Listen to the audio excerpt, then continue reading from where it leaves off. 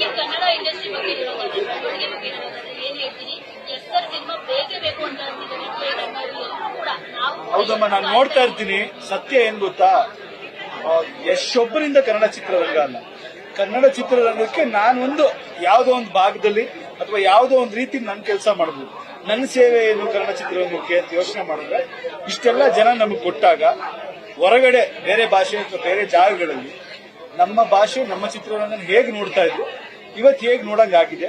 ಮುಂದೆ ಈಗ ಇಡೀ ಭಾರತ ದೇಶದ ಜನ ನಮ್ಗೆ ಕೊಟ್ಟಿರೋ ಶಕ್ತಿಯಿಂದ ನಾವ್ ಏನ್ ಮಾಡಬಹುದು, ಇದನ್ನ ನಾನು ಯೋಚಿಸಬಲ್ಲೆ. ಆ ಯೋಚಿಸ್ಬೇಕಾದ್ರೆ ಒಂದಷ್ಟು ಕೆಲಸ ಆಯ್ಕೆ ಮಾಡ್ಕೋಬಹುದು, ನಾವು ಯಾವ ತರ ಮಾಡಬಹುದು ಅಂತ. ಈಗ ಇಲ್ಲಿ ಇಂಟರ್ನಲ್ ಏನಾಗ್ತಿರುತ್ತೆ ಅದಕ್ಕೆ ತಕ್ಕಂಗೆ ಬೆಳ್ಕೋಬೇಕು.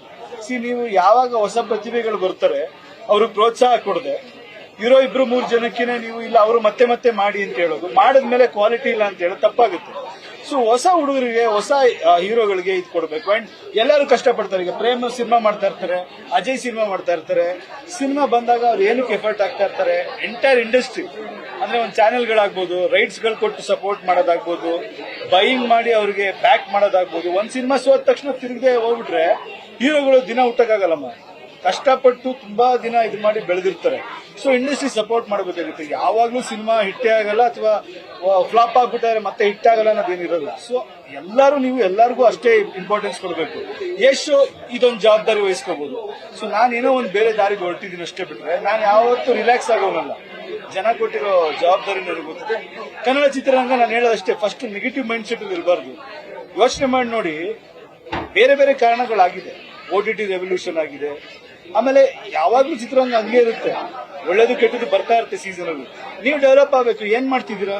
ಇಲ್ಲಿ ಡೈರೆಕ್ಟರ್ಸ್ ಗಳಿಗೆ ಅಪ್ಗ್ರೇಡ್ ಆಗೋದಕ್ಕೆ ಏನು ಅವಕಾಶ ಕೊಡ್ತಿದ್ದೀರಾ? ಅಥವಾ ಒಂದ್ ಸಿನಿಮಾ, ಈಗ ಪ್ರಶಾಂತ್ ಎಕ್ಸಾಂಪಲ್ ತಗೋಣ. ಉಗ್ರಂ ಸಿನಿಮಾ ಸ್ಯಾಟಲೈಟ್ ರೈಟ್ಸ್ ಯಾರು ತಗೊಂಡ್ರು? ಅವ್ರ ಸಿನಿಮಾ ಸ್ಯಾಟಲೈಟ್ ರೈಟ್ಸ್ ಅವರೇ ಪ್ರೊಡ್ಯೂಸ್ ಮಾಡಿದ್ರು.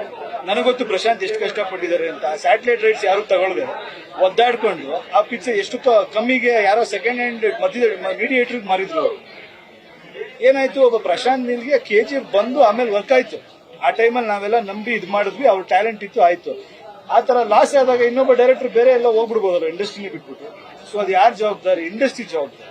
ಸೊ ಯಾರ ಒಂದ್ ಪ್ರತಿಭೆ ಕಾಣಿಸ್ದಾಗ ಸಪೋರ್ಟ್ ಮಾಡಿ ಬೆಳೆಸ್ಕೋಬೇಕು. ಬೆಳೆದಿರೋರ್ನ ಇದು ಮಾಡಿ ಅದ್ ಮಾಡಿ ಅಂತ ನೋಡ್ಕೊಂಡು ಕೂತ್ಕೊಳ್ಳೋದಲ್ಲ. ಇನ್ನೂ ಒಂದಷ್ಟು ಹೊಸ ಇವುಗಳಿಗೆ ಸಪೋರ್ಟ್ ಮಾಡಬೇಕು. ಓಕೆ,